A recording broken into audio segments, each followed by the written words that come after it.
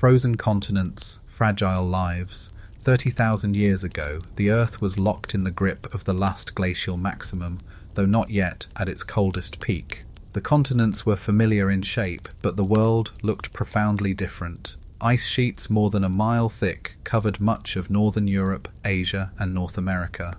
What is now Britain was part of a great landmass stretching into mainland Europe, its southern edge cold grassland where mammoth and bison roamed.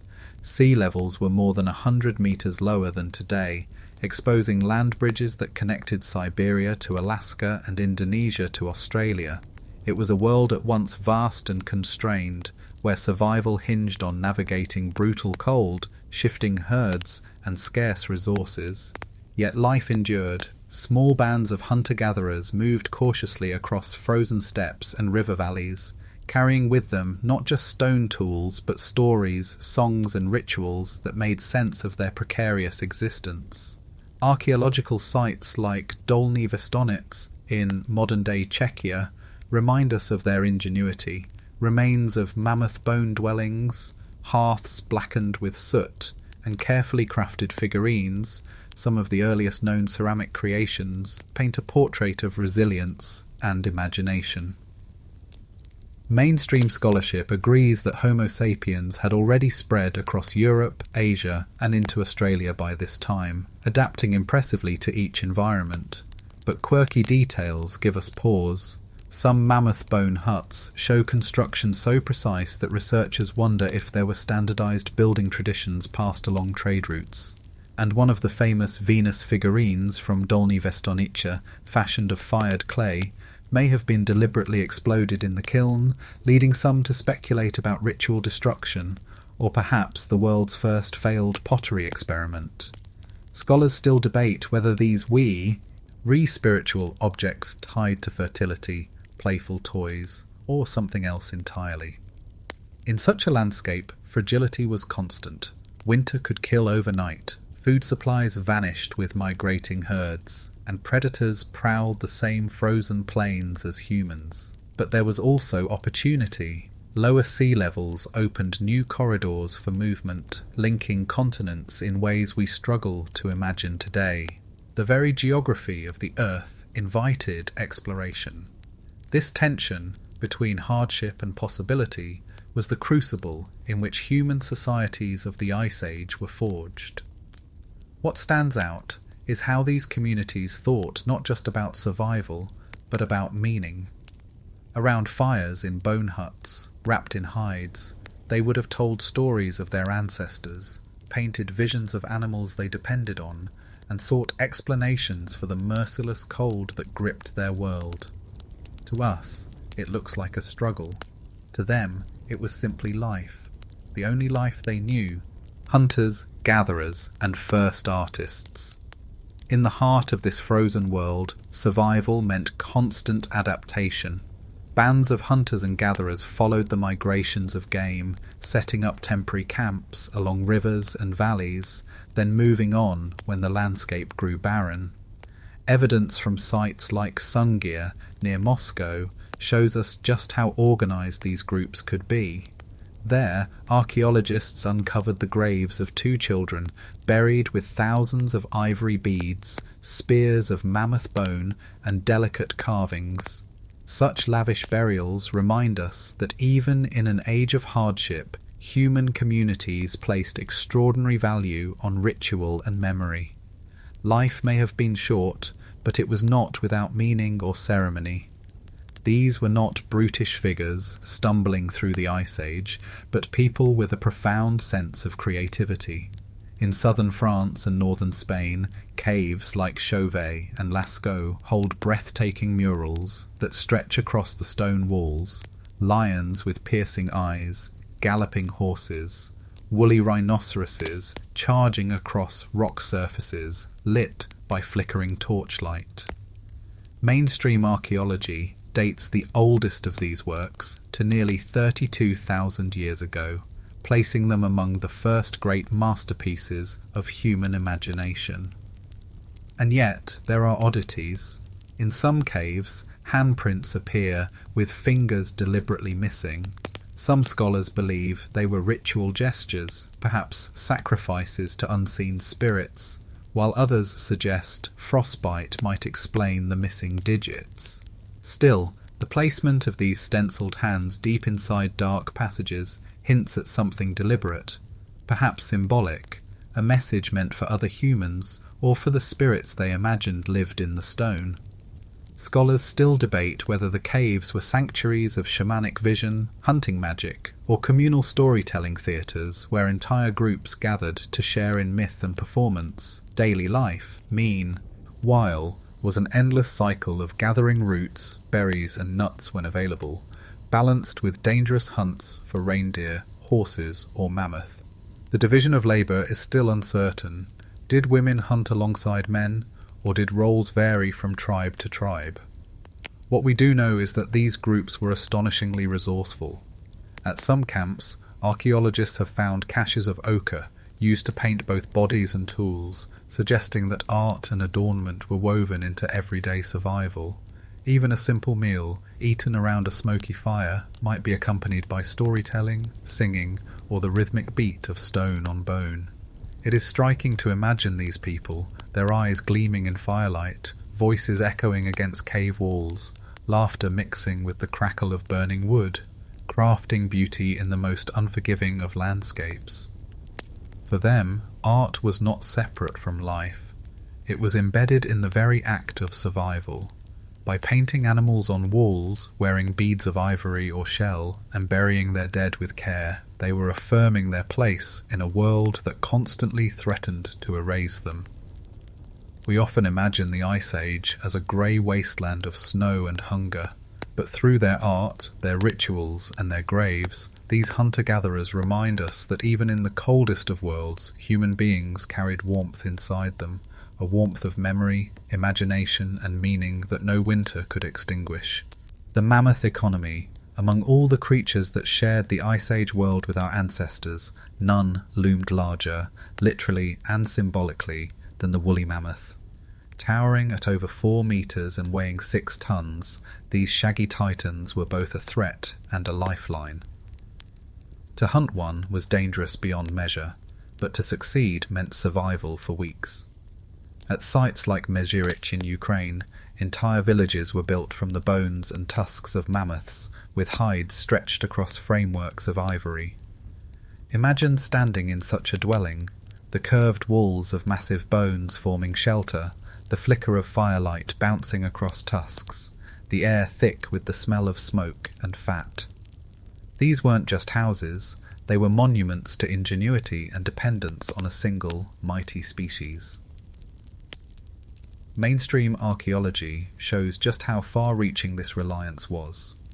Mammoth bones carved into tools, tusks shaped into spear tips and ornaments, fat burned as fuel, and hides used for clothing, all attest to an economy where one animal could sustain an entire band. Archaeologists even believe mammoth ivory was one of the earliest luxury goods. Tiny carvings, beads, and figurines made of tusk have been found hundreds of kilometers from where the animals once roamed, evidence of far-reaching trade. Yet there are curious details too. Some tusks bear intricate engravings of animals not native to the region, sparking speculation that hunters were not merely carving what they saw, but also what they dreamed. At Mezin, also in Ukraine, a mammoth bone dwelling was decorated with swirling red ochre patterns. Scholars still debate whether these were early attempts at symbolic writing, a form of proto-art, or simply decoration meant to inspire awe in visitors. Hunting a mammoth was no casual task. Spears hurled by atlatls, the spear throwers we will return to soon, could wound but rarely kill instantly. The hunt may have taken days, with hunters tracking a bleeding giant across frozen plains, risking their lives at every turn. And while mammoths provided life, they also carried spiritual weight. The act of bringing one down may have been wrapped in ritual, chants, dances, offerings of bone or bead before the hunt began. The animal's immense size and the danger it posed almost demanded reverence. There are fringe theories too that raise eyebrows.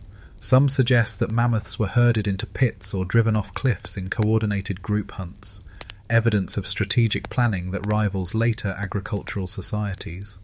Others go further, imagining mammoths as near mythical beings whose deaths were reenacted in cave art, not to record the event, but to summon the animal's spirit for future hunts. Scholars still debate whether these interpretations stretch too far, or whether they point to a worldview where the line between practical survival and spiritual meaning was nearly invisible. For Ice Age people, mammoths were not just animals, they were providers, architects, and perhaps even gods. Each tusk carved, each bone stacked, each hide stretched was part of an unspoken contract between humans and the towering creatures that defined their existence. When we walk today among their frozen remains in Siberia, preserved in ice, with hair and flesh still clinging to them, we glimpse the magnitude of that relationship.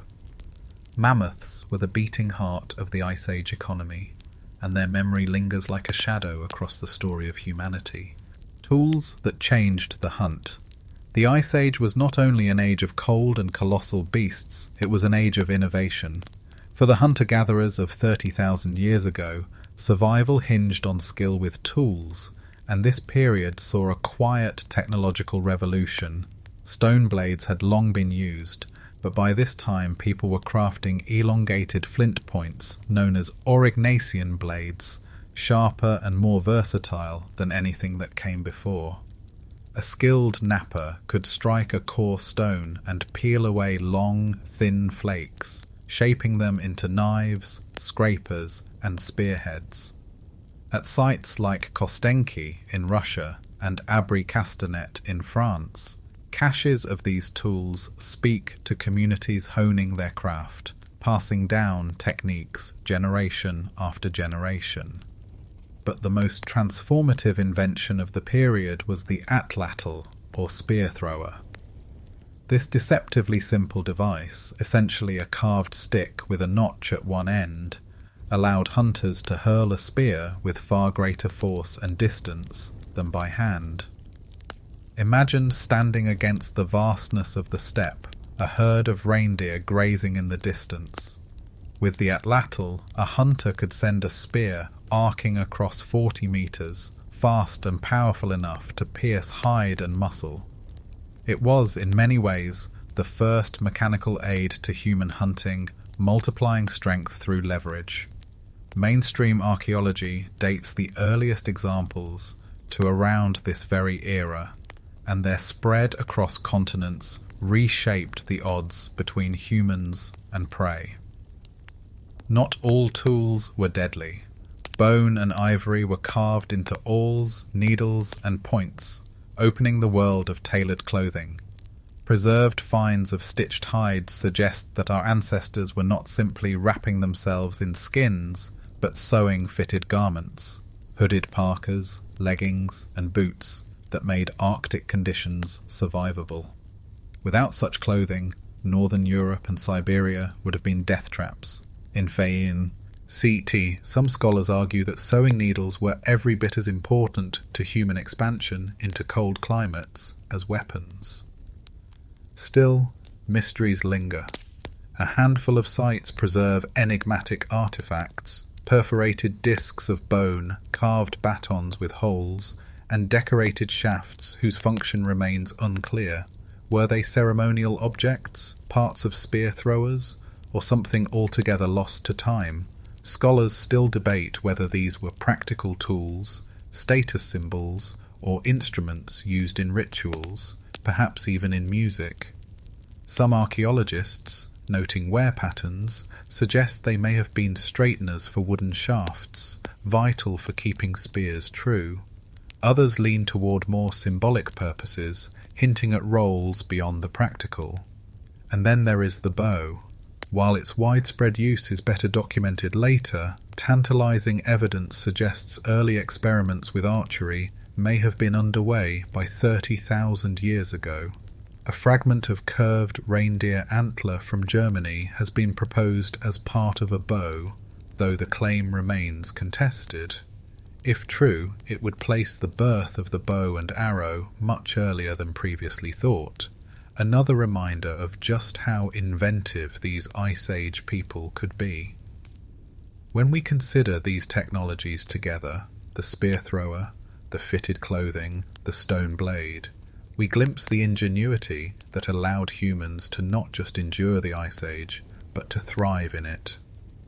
Innovation was their weapon as much as stone and bone, and as we've seen, these tools were more than objects. They were extensions of memory and teaching passed hand to hand, generation to generation, ensuring survival against odds that would have crushed less inventive creatures. Small tribes, vast networks.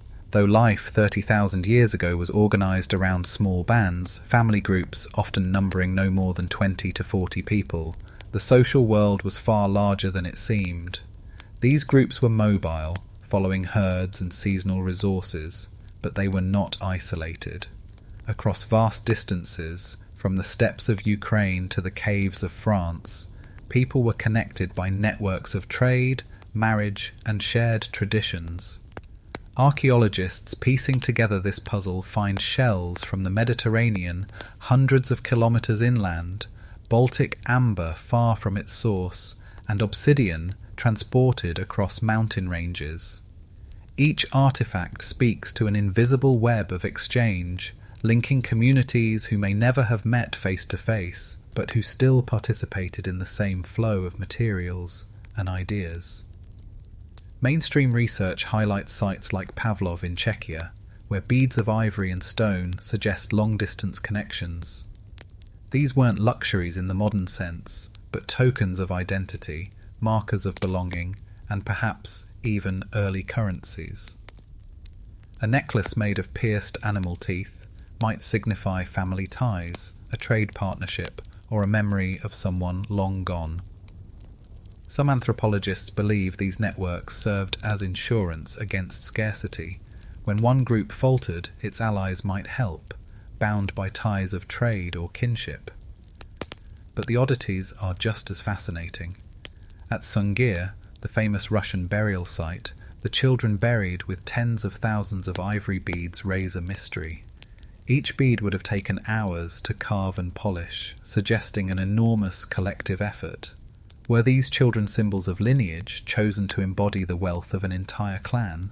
Or did they represent something we no longer understand, perhaps messengers between the living and the spirit world?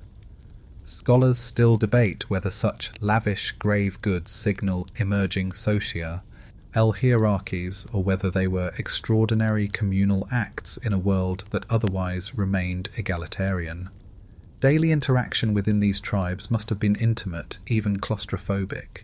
Everyone knew everyone else, their strengths and flaws exposed under the weight of survival.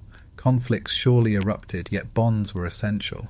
The rhythm of hunting, gathering, and moving was punctuated by shared feasts, by rituals around fires, by the passing of stories that explained the world. Language was already fully modern, capable of nuance, poetry, and debate.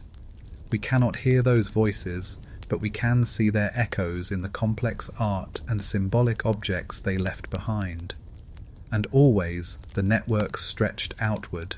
A bead made from a seashell, found in a grave far inland, tells us that people imagined the world as larger than their immediate valley or camp.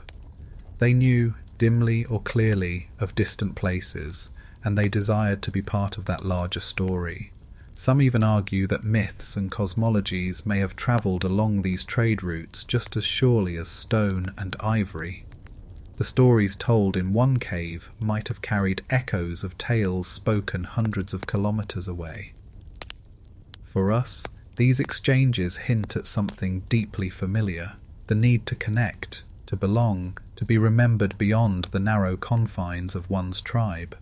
Though the Ice Age world was fragmented by glaciers and distance, it was also stitched together by threads of shell, stone, and story, a tapestry that was as fragile as it was vast. Shamans, spirits, and firelight. When the day's hunt was done and the cold pressed in, people of the Ice Age gathered around firelight, not only for warmth but for meaning. The evidence suggests that their lives were infused with ritual, with practices that blurred the boundary between survival and the sacred. Archaeological finds, painted caves, carved figurines, strange objects buried with the dead, speak of worlds beyond the visible, of spirits inhabiting animals, rivers, and the very stones beneath their feet. One of the most haunting pieces of evidence comes from Les Trois Frères cave in France, where a figure known as the Sorcerer is painted deep within the darkness. The image depicts a hybrid being, part human, part stag, with antlers, a tail, and wild eyes. To many scholars, this is the earliest depiction of a shaman, a human crossing into the spirit world, wearing the guise of animals to mediate between hunters and the creatures they depended upon. The cave, lit only by flickering torches, would have turned such a figure into something alive, shifting and breathing in the shadows. Mainstream archaeology accepts that ritual and art were intertwined, but interpretations vary. Some researchers argue these spaces were sanctuaries where small groups performed rites to ensure success in the hunt. Others propose they were places of vision quests, where shamans entered trances, possibly aided by rhythmic drumming, chanting, or even psychoactive plants, and returned with messages from unseen realms. Scholars still debate whether the caves were communal gathering places or private sanctuaries for spiritual specialists. And there are oddities too.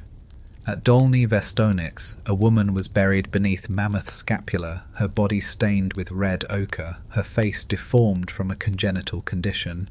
Some suggest she was a shaman, a revered figure whose difference set her apart as someone who could cross boundaries between the natural and supernatural.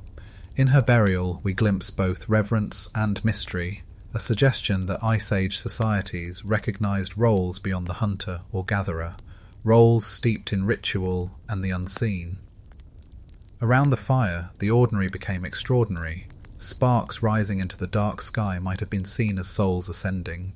Shadows on cave walls could turn into spirits or ancestors. The crackle of flames provided rhythm for chants and dances, while the smell of burning fat and wood mingled with the human voice.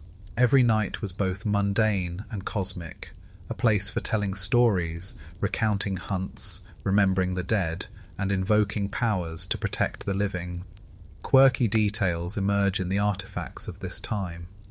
Small figurines, so-called Venus statues, exaggerated in their features, have been found across Europe. Were they fertility symbols, clan emblems, or devotional offerings? One even shows traces of wear, as if carried constantly in a pouch or hand.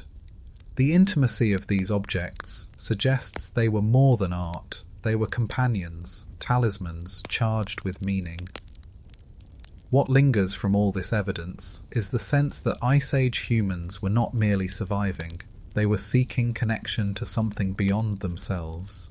Whether through antlered shamans painted in caves, women buried as conduits of mystery, or fireside stories that transformed the night, their lives were steeped in a spiritual imagination as vast as the frozen plains around them. Encounters with the other humans. 30,000 years ago, Homo sapiens were not entirely alone. For most of our evolutionary story, we had shared the world with other human species. Neanderthals had thrived across Europe and Western Asia for hundreds of thousands of years, and Denisovans had left their traces further east. By this point, however, their presence was fading. The Neanderthals, with their stocky builds and heavy brows, had disappeared from most of Europe some 10,000 years earlier, leaving behind tools, hearths, and bones, but no living descendants, at least none in the flesh. And yet their genetic legacy endures. Modern studies show that most people of non-African descent still carry between 1 and 2% of Neanderthal DNA, faint whispers of encounters that were more intimate than hostile. Mainstream archaeology confirms that Homo sapiens and Neanderthals overlapped for thousands of years, sometimes competing for territory, sometimes exchanging tools and, evidently, genes. The Denisovans remain more elusive, known from a single cave in Siberia where a girl's tiny finger bone and a handful of teeth were found. From these fragments, geneticists uncovered a surprising revelation. Her lineage had spread widely, leaving traces in the DNA of modern populations in Melanesia and parts of Asia. The Ice Age world was not a stage for a single species, but a tangled web of cousins whose stories intertwined in ways we are still only beginning to understand. And then come the quirks. A bone flute, found in Slovenia and dated to over 40,000 years ago, is sometimes attributed to Neanderthals, sparking debate about their capacity for music. Were they singing around fires, crafting melodies that echoed through caves? Some scholars dismiss the flute as nothing more than a hyena-chewed bone. Others argue passionately that it is evidence of a shared musica-held tradition between species. Scholars still debate whether Neanderthals were capable of symbolic thought to the same extent as Homo sapiens, or whether their cognitive world was narrower. For sapiens living 30,000 years ago, the memory of these encounters must have lingered. Perhaps they told stories of other people who once walked the same valleys, with strange faces and different ways. The line between myth and memory may have blurred. In some oral traditions, recorded much later, echoes of first peoples or giants persist, raising the tantalizing possibility that faint cultural memories of Neanderthals lived on long after the last one vanished. And there is something haunting in the thought that in a cave on a freezing night, a child may have asked about footprints in the snow that did not belong to their own tribe. The elders might have explained there were others once, strong and quiet, now gone. Whether those stories were tinged with fear, respect, or sorrow, we will never know. In the end, Homo sapiens emerged as the last humans standing, but we were shaped by those encounters, both genetically and imaginatively. The Ice Age was not simply our stage, it was a shared one, and the shadows of the others who walked beside us have never entirely faded. Seeds of tomorrow. By 30,000 years ago, the world seemed frozen in permanence. Ice sheets sprawled across continents, herds thundered across endless plains, and small tribes followed the rhythm of the seasons. And yet, beneath this apparent timelessness, subtle changes were underway, changes that would, over millennia, shift the course of human history. The clues are faint, but compelling. In certain sites, archaeologists find grinding stones marked with traces of wild grains, suggesting that people were experimenting with plants not only as foraged food, but as staples to be processed and consumed. At Ohalo II in Israel, a site preserved beneath lake sediment, charred seeds and impressions of wild barley in hearths offer a rare glimpse of this experimentation. These were not yet farmers, but they were already tinkering with practices that hinted at agriculture to come. It would be another 20,000 years before domestication reshaped the world, but the first stirrings of that revolution were already whispering in the Ice Age winds. Other signs point to shifts in how people related to the land. Seasonal camps were sometimes returned to year after year, creating patterns of semi-permanence. At Mezhirich and Dolny Vestonets, mammoth bone dwellings appear to have been reused, suggesting memory attached not just to objects, but to places. In such reuse we glimpse the beginnings of settled life, fragile but present, a seed planted in the frozen soil. Quirky artifacts hint at even broader horizons. At certain European sites, beads made from exotic shells arrived from hundreds of kilometers away, tokens carried across networks that spanned continents. Did those who wore them know where they came from, or did the beads themselves carry meaning beyond geography, symbols of far-off worlds, perhaps even of imagined futures? Scholars still debate whether these line networks were purely practical, or whether they carried the seeds of social complexity, alliances, and identities that stretched beyond the local tribe. And always the fireside imagination was at work. Myths and symbols, born in caves and carved into ivory, gave people frameworks for understanding their place in the cosmos. A figure half animal, half human, painted deep within a cave, might have been a memory of the past or a vision of what was to come. These imaginative leaps, the ability to see not only what is, but what could be, were as much a seed of tomorrow as any experiment with wild grains.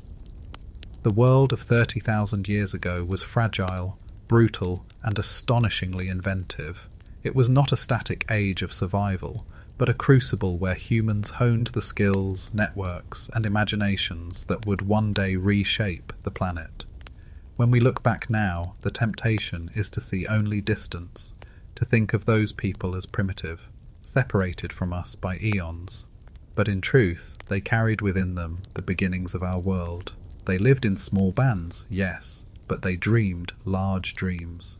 They hunted and gathered, but they also built networks, created art, and told stories whose echoes still hum in our veins. The Ice Age was not the end of something, but the beginning. Beneath frozen skies and among mammoth bones, the seeds of tomorrow were already sprouting, unseen yet unstoppable. Conclusion. Looking back across this frozen world, we see not just hardship but humanity in its fullest form. 30,000 years ago, our ancestors braved an unforgiving climate, crafting tools that transformed their hunts, weaving networks across vast distances, and filling the darkness with art, music, and spirit. They lived alongside giants, both animal and human, and though those companions are gone, their shadows still live within us, in our DNA, our myths, and our restless imagination. What is striking is not how different they were, but how familiar. We still gather around fires, though now they are electric screens, and tell stories to make sense of our place in the world. We still adorn ourselves with tokens that carry meaning, we still innovate to survive, and we still dream of futures beyond the horizon. The Ice Age was harsh, but it was never barren. It was a forge, shaping us into the species we would become. In the footprints on frozen ground, in the painted walls of caves, and in the fragile beads buried with the dead, we glimpse the first chapters of our own story, seeds of tomorrow planted long ago.